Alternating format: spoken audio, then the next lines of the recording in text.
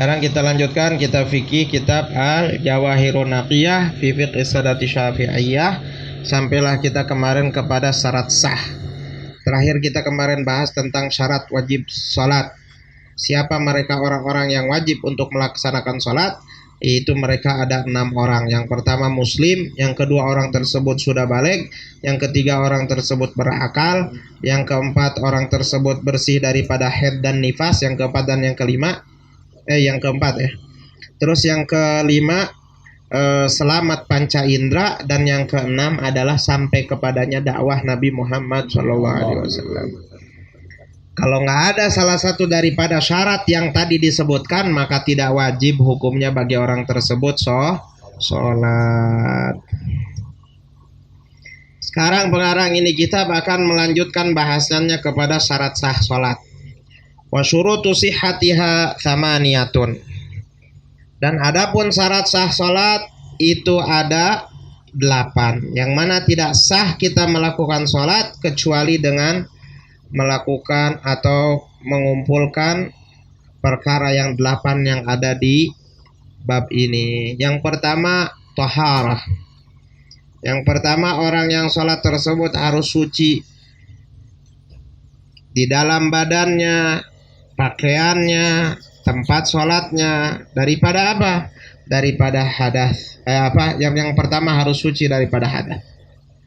Badannya harus suci daripada hadas dan najis. Bersih daripada hadas kecil dan juga hadas besar. Terus bersih juga daripada najis.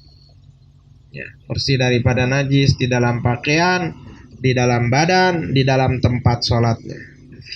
Dan juga barang-barang yang dia bawa ketika sholat itu harus bersih daripada najis. Kita sholat, misalkan kita sholat, jam tangan kita nih ada najisnya, nggak sah sholatnya. Kita pakai jam tangannya ada najisnya, nggak sah sholatnya. Ya. Terus apa lagi? Bawa dompetnya di dalam dompet ada apa? Ada kulit macan jimatnya tuh, kagak boleh dibawa sholat, ya nggak, najis. Ada cangklong, dia punya cangklong, rokok pakai cangklongnya dari ituan tuh apa, kalau tulang nggak apa-apa, tulang hiu, tulang duyung nggak masalah. Ini kalau kayak gading gajah tuh nggak boleh tuh, ya, karena dia najis. Terus ya, pakaiannya, apa yang dia bawa, mahmul kullu ma yahmilu alaih, perkara-perkara yang dia bawa, ya, yang dia pegang itu nggak boleh najis. Kalau najis maka tidak sah sholatnya. Jadi bukan hanya kita perhatiin, oh bajunya alhamdulillah bersih, pakaiannya semua bersih, badannya bersih, tempat sholatnya bersih. Tapi yang dia bawa, misalkan dia lagi sholat nih, di kantongnya dia ngantongin macam-macam, ya nggak, dompet lah, apalah, itu ada najisnya nggak? Kalau ada najisnya jangan dibawa. Kalau dibawa batal sholatnya, nggak sah. Ya. Itu.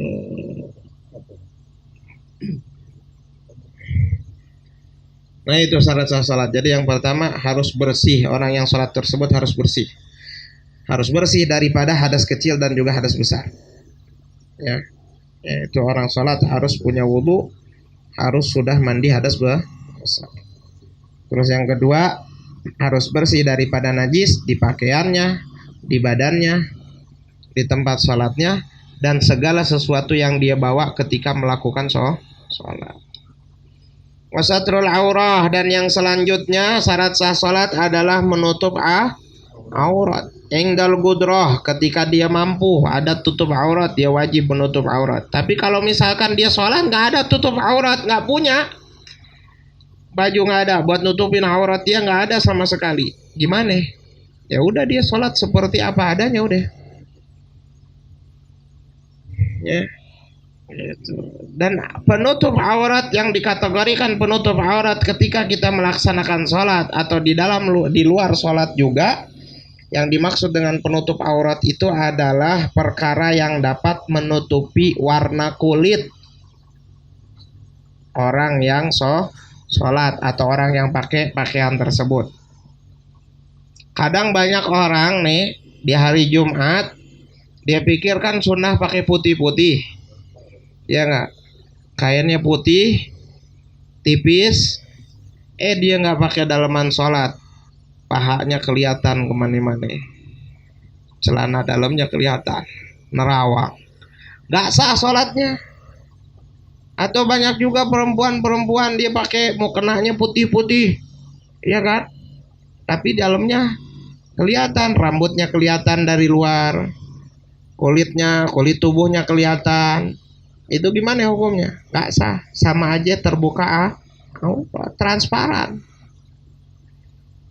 Ya, jadi yang dimaksud dengan penutup aurat di sini adalah pakaian atau perkara yang bisa menutupi warna kulit asli orang tersebut, maksudnya warna asli kulitnya, itu baru dikategorikan penutup. Tapi kalau dia pakai penutup, misalnya kayak dia pakai baju tapi kulitnya kelihatan transparan, itu bukan penutup aurat, belum dikategorikan tertutup. Jadi tertutup tuh kalau misalkan udah warna kulitnya nggak kelihatan sama, nah itu baru. Dan tidak sah kita pakai penutup aurat dengan menggunakan kaca, misalkan, nggak bisa. Atau pakai apa? Pakai tanah, diborehin tanah badannya semua. Atau sekarang istilahnya apa? Body painting, ya. Jadi dicat badannya, gimana itu? Nggak boleh. Nggak termasuk tutup secara ini, itu body painting. Jadi harus ketutup. Wa ya takhtalifu dzukura wa unutha wa riga wa hurriyah. Dan di dalam masalah penutup aurat itu berbeda antara laki-laki, perempuan, budak laki-laki ataupun budak perempuan, itu berbeda. Auratul rajuli mutlaqan wal ama fi shalah ma baina surah wa rukbah. Adapun aurat laki-laki secara mutlak di dalam salat, ya, begitupun juga budak, seorang hamba sahaya, ya, yaitu antara pusar sama dengkul, dari pusar sampai dengkul. Falaisati surah wa rukbah bi aurah ala sahih. Ya. Dan pusar dan dengkul itu sebenarnya bukan aurat atas pendapat yang sahih, yang sah. Lakin yajibu satru juz'in minha, yang juz'in min kulli minhuma min babi ma la yatimul wajib illa bih fahuwa wajib. Akan tetapi kita wajib menutup pusar sama dengkul tersebut karena apa? Kita ngikutin dari bab tentang tidak sempurna yang wajib kecuali menyempurnakan wajib. La yatimul wajib illa bih fahuwa wajib. Maka kita harus menutupnya. Walaupun memang menurut ulama yang sahih pusar dan dengkul itu bukan aurat, tapi untuk menyempurnakan itu, kewajiban itu, maka kita harus menutupnya. Jadi kalau kita sholat nih laki-laki, yang paling penting ditutup adalah dari pusar sampai dengkul. Kadang ada orang sholat pakai kain, ya kan, pakai baju koko atau pakai kemeja, ya nggak, gitu, nggak pakai kaos dalam, ya, pakai apa namanya, sarungnya di bawah pusar. Pas lagi sholat kelihatan tuh kancingnya kebuka, atau misalkan sela-sela antara kancing yang satu sama yang satu tuh kebuka, kelihatan. Atau dia pakai kaos, lehernya longgar. Pas lagi ruku, kalau ada orang di depannya, orang tersebut bisa ngelihat pusar dia, maka itu pun juga tidak sah sholatnya. Karena aurat di dalam sholat tersebut itu dihitung dari atas, dari samping, tapi tidak dari bawah. Jadi kalau misalkan orang sholat nih, kayak zaman dulu kan musola dibikin dari telupuh, ya nggak? Orang sholat kalau dilihat dari bawah kelihatan auratnya, ya nggak? Itu gimana, sah apa nggak sah sholatnya? Kadang kita laki-laki nih orang sholat ya nggak, dia nggak pakai daleman sholat, pas lagi sujud dia kelihatan pahanya, ya kan, itu sah sholatnya. Kalau laki, tapi kalau perempuan batal, karena perempuan auratnya di dalam sholat seluruh badannya. Kalau pas lagi dia ruku, dia ruku dia sujud, misalkan telapak kakinya kelihatan, maka batal sholatnya, nggak sah sholatnya. Gitu.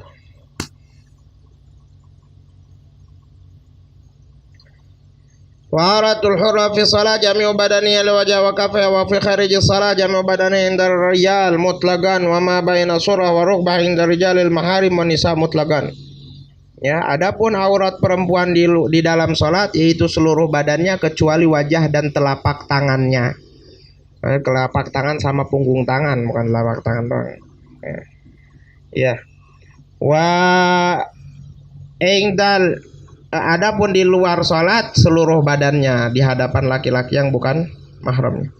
Adapun auratnya dia di antara suami atau saudara kandungnya, ya enggak, atau pamannya, itu antara pusar sampai dengkul. Begitupun di hadapan perempuan, sesama muslim. Tapi kalau antara orang muslimah dengan orang kafir itu juga sama, ada aurat. Malah indal mehna, dia boleh memperlihatkan sesuatu yang memang itu dihajatkan. Kayak misalkan si orang kafirnya ini dokter, dia mau ngelihat apa yang harus dilihat, itu nggak apa-apa. Tapi kalau misalkan selain dari itu nggak boleh dia membuka auratnya di hadapan orang kafir. Wal ilmu bidukhulil waqt, terus syarat sah salat, orang yang mau melaksanakan salat dia harus mengetahui tentang masuknya waktu salat. Ya. Al waqt walahu thalatha maratib. Ya. Dan di dalam mengetahui waktu tersebut itu ada 3 tingkatan. Yang pertama, ilmu mukallaf bi nafsi kan yara syams gharabat aw akhbaru thigan musyahadatin. Ya. Yang pertama itu ilmu orang yang berakal dan baligh, dengan dirinya sendiri dia tahu, kayak seperti matahari udah terbenam menandakan masuk waktu maghrib, dia tahu tuh, dia lihat sendiri, dia saksikan, itu berarti dia tahu tentang masalah waktu sholat gitu. Harus dengan yakin. Dukhulil waqt biyakin. Kalau di dalam kitab lain, syarat sah sholat itu harus dengan masuk waktu secara yakin. Tapi kalau misalkan dia ragu-ragu, nggak sah dia sholatnya. Dia ragu-ragu nih, udah masuk waktu sholat apa belum ya? Udah saya mau sholat aja siapa tahu nanti udah masuk. Kalau udah masuk kan udah nggak usah sholat lagi. Nggak bisa begitu kalau sholat. Jadi kita harus yakin masuk waktu sholat apa belum. Kalau belum ya belum, kalau waktu sudah ya sudah. Nggak boleh ragu. Kalau ragu nggak sah kita sholatnya. Ya. Kayak seperti orang tahu sendiri, misalnya udah terbenam matahari nih, berarti masuk waktu maghrib, udah waktu sholat, ya, yakin itu. Akhbari thiqah, ya, wa akhbari thiqan musyahadatin kan yaqulu law ra'aytu syams gharabat, ya, atau misalkan dia mendapatkan kabar daripada orang yang terpercaya. Ada orang yang bisa dipercaya. Tentunya orang-orang yang nggak pernah bohong, orang ini jujur, ya, orang baik. Tiba-tiba dia ngomong, saya tadi ngelihat matahari udah terbenam, ya kan? Dia ngomong gitu, matahari saya udah lihat tadi matahari terbenam. Dia yakin, berarti itu udah masuk waktu sholat. Itu. Wa fi ma'na akhbar thiqa as-sa'a as-sahihah wal mu'adzin al-'arif. Dan bisa jadi juga yang dimaksud dengan makna daripada kabar daripada orang yang terpercaya itu dengan misalkan ngasih tahu waktu, kita tanya jam berapa? Oh jam 6, udah masuk waktu sholat, udah. Itu orang dipercaya, kita bisa percaya. Tapi kalau orang yang tukang bohong, jam berapa? Jam 6, jangan percaya. Walaupun dia bilang jam 6, walaupun udah jam 6 jangan percaya, tukang bohong. Iya enggak? Gitu. Jangan dipercaya. Terus apa? Ketiga, orang yang dipercaya as-sa'atu sahih, akhbar sigat as-sa'ah sahihah. Wal muadzanul arif, atau juga orang azan yang tahu fi sahih ya. Orang yang tahu azan, dia azan, yang tahu masuk waktu apa, nah itu bisa dipercaya. Tapi kalau orang yang azannya yang asal-asalan, dia nggak tahu udah masuk waktu atau belum, dia nggak peduli. Pokoknya yang penting dia azan aja. Dia nggak pedulikan masalah waktu. Banyak sekarang kejadian begitu. Belum masuk waktu azan, tuh dia azan. Padahal itu bahaya, ya kan? Kurang semenit 2 menit aja kalau ada orang puasa kesian, dia buka duluan akhirnya batal puasanya. Makanya waktu itu penting, ya kan? Kita perhatian terhadap waktu, apalagi waktu-waktu sholat itu sangat penting. Sebab kalau misalkan kita sholat ternyata kita posisi sholat kita itu belum masuk waktu, maka sholatnya kita itu tidak sah. Makanya penting gitu kalau sholat waktu kurang 2 menit 3 menit itu harus perhatian ya. Jadi jangan sembarangan. Misalkan kurang 2 menit lagi mah nggak apa-apa ya nggak. Sholat aja nggak bisa begitu, sholat nggak bisa begitu. Dukhulul waqt biyakin. Syarat sah sholat harus sudah masuk waktu dengan yakin. Kalau kita nggak yakin, kita ragu, ya kan? Atau misalkan kurang semenit, kurang 2 menit, nggak sah sholatnya. Kurangnya nggak sampai semenit, misalkan 30 detik, kurang 30 detik aja udah nggak sah. Apalagi hitungan menit, nggak usah hitungan menit, hitungan detik aja kita nggak sah sholatnya. Gitu, ya. Walaupun misalkan takbiratul ihram di luar waktu sholat, pas rakaat kedua baru masuk waktu sholat, nggak bisa, nggak sah.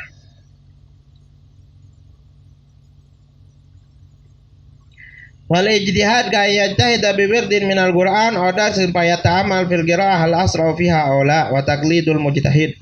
Kalau misalkan dia nggak tahu juga bagaimana ya, cara yang lain adalah dengan ijtihad, yaitu badal majhud, itu dia mengusahakan suatu, mengerahkan tenaganya untuk menghasilkan waktu.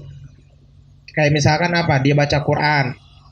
Kalau dia baca Quran habis 3 juz itu biasanya tanda masuk waktu apa kayak gitu, atau bihirfah, atau dengan bisautidikil mujarrab, dengan suara ayam yang memang udah pasti bunyinya. Kalau sekarang jarang ya, nggak ada suara ayam. Kalau dulu kan ada tuh. Kalau ayam bunyi itu masuk waktu subuh. Ya, biasanya ayam bunyi itu jam berapa? Jam 4.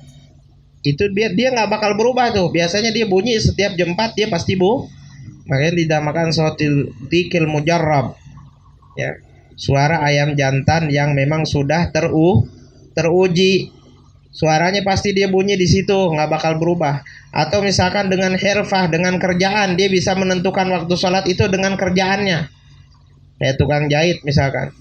Dia ini kalau ngejahit dari pagi udah dapat 10 kodi, berarti itu udah masuk waktu zuhur.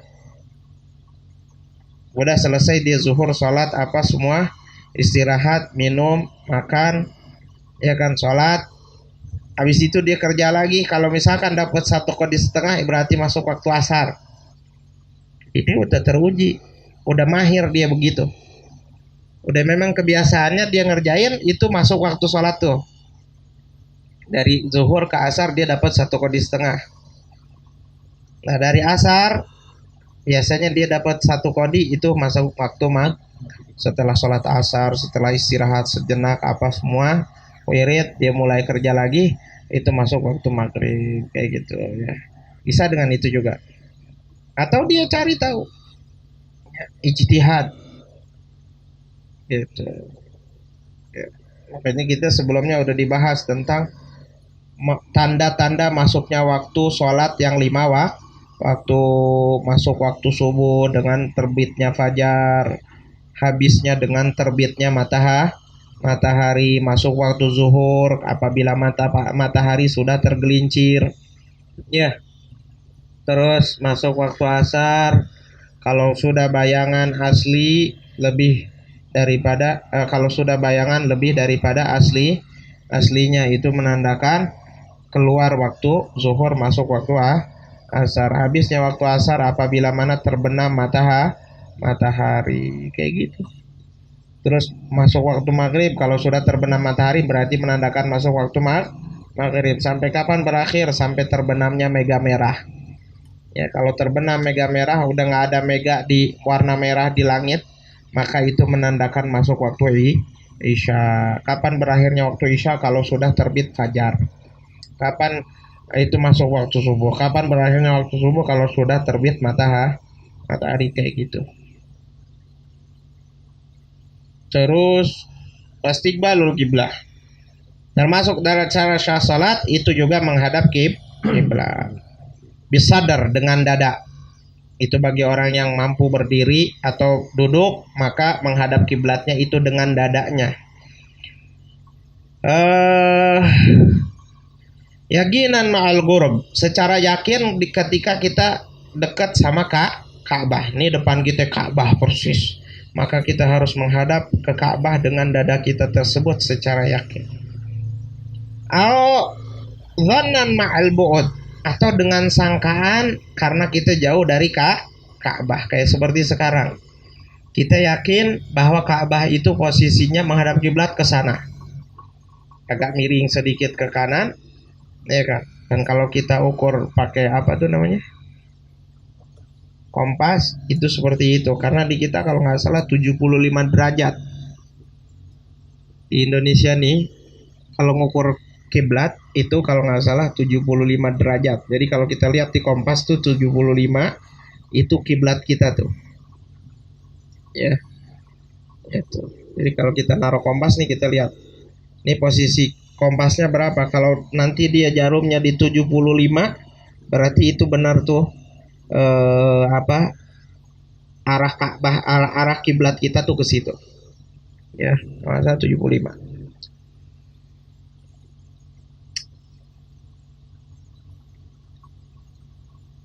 Waman ajaza anhu kamarbut ala khashabah yusalli ala hasbahali. Ala hasbihali. Ya. Dan siapa orang yang tidak sanggup untuk menghadap kiblat, kayak seperti orang yang diikat di atas kayu. Ya, orang-orang zaman dulu tuh diculik-culikin, disalib-salibin. Gimana tuh? Udah dia sholat ke arah yang mana dia bisa. Misalkan dia diikat di kayu, terus madepnya ke arah sana, sementara kiblat ke sana, dia tapi diikatnya ke arah sana. Dia gimana mau bisa belok? Nggak bisa. Udah dia sholat dengan arah yang seadanya. Dia diikatnya ke arah barat, ke arah timur, ke arah selatan. Udah madep kemana aja kalau orang yang lagi diikat kayak gitu. Ya. Lalu setelah itu kalau misalkan dia ada kesempatan terbebas daripada ikatan tersebut, maka dia harus mengulang sholatnya. Diulang sholat. Ya. Wa yajuzu tarku fi syiddatil khauf, dan boleh kita meninggalkan arah kiblat ketika kita melakukan sholat di dalam sholat syiddatil khauf. Kayak ketika kita berkecamuknya peperangan. Dulu para sahabat Rasulullah SAW bersama Rasulullah SAW ketika berperang, mereka tidak ada yang meninggalkan sholat, mereka tetap sholat. Makanya itu ada penjelasan tentang masalah sholat syiddatil khauf, ada datir rega, ada apa lagi macam-macam. Iya, sholat tentang orang yang sholat di dalam peperangan, atau di dalam berkecamuknya peperangan, atau di dalam sangat-sangat ketakutan. Ya. Wa fin nafilah fi safar ala rahilah. Begitupun juga kalau sholat sunnah, ya, di dalam perjalanan, mana kiblatnya, arah tujuan. Kita lagi mau pergi kemana nih, misalkan yang arahnya ke sana, ya udah itu kiblatnya untuk sholat sunnah. Tapi kalau untuk sholat wajib kita harus berhenti dulu, kita menghadap kiblat. Walimah rifatil kiblah fi agil basar arba maratib.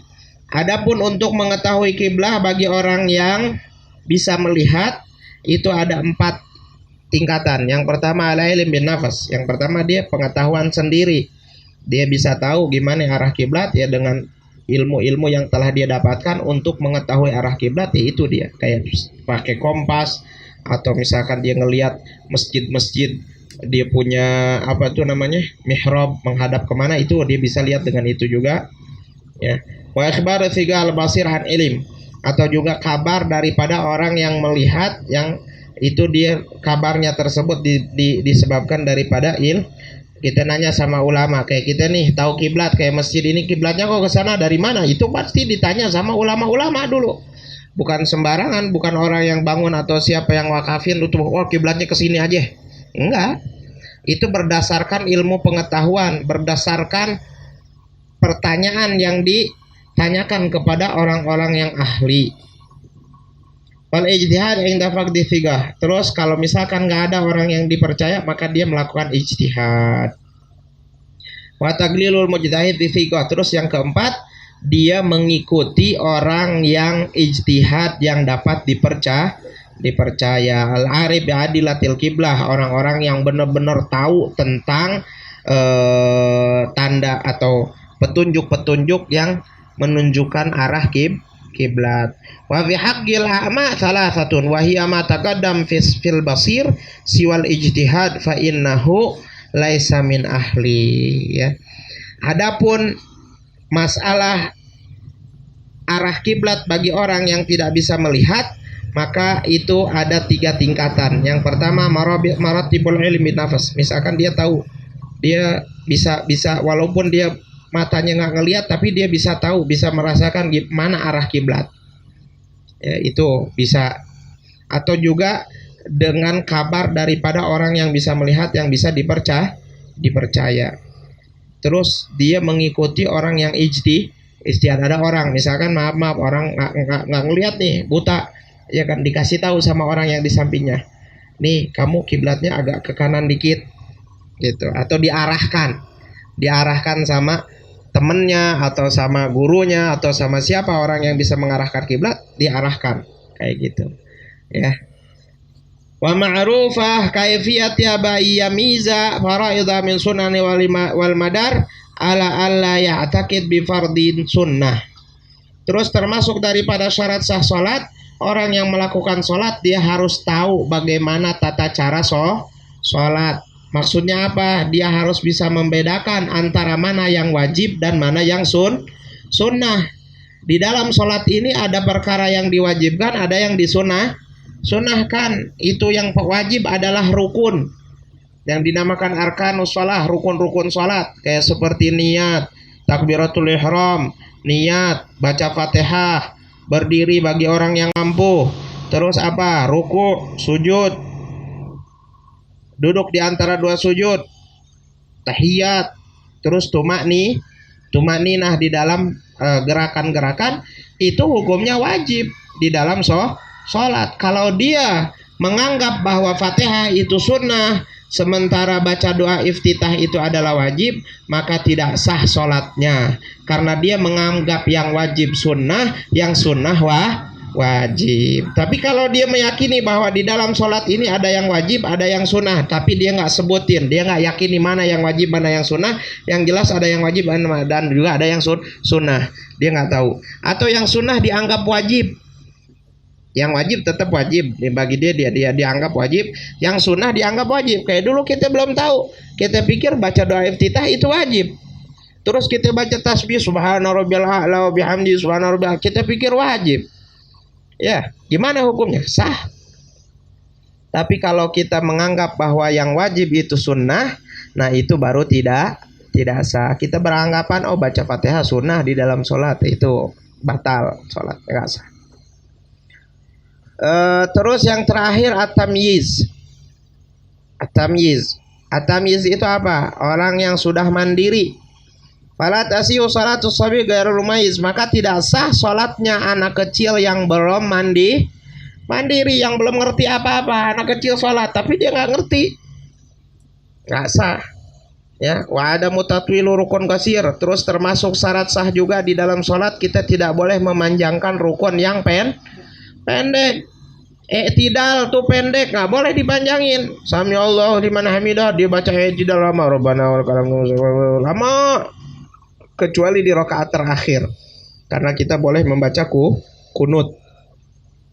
Itu sunnah baca kunut di rakaat terakhir, nggak apa-apa. Tapi kalau di rakaat pertama, kedua, ketiga di dalam salat zuhur atau salat isya, salat asar, maka kita tidak boleh memanjangkannya. Begitupun juga yang rukun sedikit itu apa? Duduk di antara 2 sujud nggak boleh lama-lama. Seukuran kita baca doa yang dianjurkan di sini, Rabbighfirli warhamni wazburni warfahni warzuqni wahdini wa'afini wa'afani, udah buru-buru sujud lagi. Jangan duduk di antara dua sujud lama gitu, nggak boleh. Fala atalahu ma'anid dzikril warid fihi ma biqadril Fatihah fil awal ya awagalu tasyahud fil tsani batalat salatuhu. Kalau dia memanjangkan di rukun-rukun yang dua tadi, yaitu seperti di i'tidal, dia lama, dia panjangin, dia menjadi i'tidal, atau dia panjangin duduk di antara dua sujud, ya, melebihi daripada zikir-zikir yang ditentukan di dalam bab itu, ya kan, gitu. Maka biqadril Fatihah, misalkan dia dengan seukuran membaca surat Al-Fatihah fil awal, di dalam pertama, wagalu tasyahud bitsani, ya, dan dia melebihi daripada paling sedikit yang membaca tahiyat di dalam rukun yang kedua, yaitu rukun apa? Duduk di antara dua sujud, batalat salatuh, maka batal salatnya. Jadi nggak boleh lama-lama tuh, ya kan? Rabbighfirli warhamni wazburni warfa'ni warzuqni wahdini wa'afini wa'afani. Kadang ada orang tidak lama, duduk di antara dua sujud lama, iya. Ini nggak boleh lama-lama, cukup buru-buru, karena itu rukun qasir dinamakan. Rukun yang pendek nggak boleh kita panjangin. Memang dari sononya nggak boleh lama-lama. Itu makanya dia bilang min alamatil faqih, tanda orang tersebut ngerti ilmu fikih atau dia dikategorikan orang faqih, maka dia akan meringkas sholatnya daripada i'tidal cepat, i'tidalnya sebentar, terus duduk di antara dua sujudnya sebentar, terus tahiyat awalnya sebentar. Begitupun juga rokaat yang setelah tahiyat awal itu dia lakukan lebih cepat daripada rokaat yang pertama. Jadi ini tingkatannya, misalkan rokaat pertama 5 menit, rokaat kedua harus lebih pendek daripada rokaat pertama, ketiga keempat itu harus lebih pendek lagi, jangan semakin lama. Kayak gitu, misalkan rokaat pertama kita baca kulhu, rokaat kedua baca wadduha, ya nggak, nanjak jadinya, bukan turun. Jadi harusnya turun, ya. Rokaat pertama yang panjang suratnya, rokaat kedua lebih pendek dari rokaat pertama, ya. Rokaat ketiga lebih cepat lagi, rokaat keempat lebih cepat lagi, gitu. Itu tanda orang ya pagi. Kalau orang yang pagi nggak paginya kita nggak tahu, kita tahu gimana dia sholat, ya nggak. Rokaat pertama cepat, rokaat kedua ketiga makin lama. Nah, ini berarti salah kaprah dia, ya. Orang sholat cepat-cepat katanya nggak boleh, sama juga itu, ya.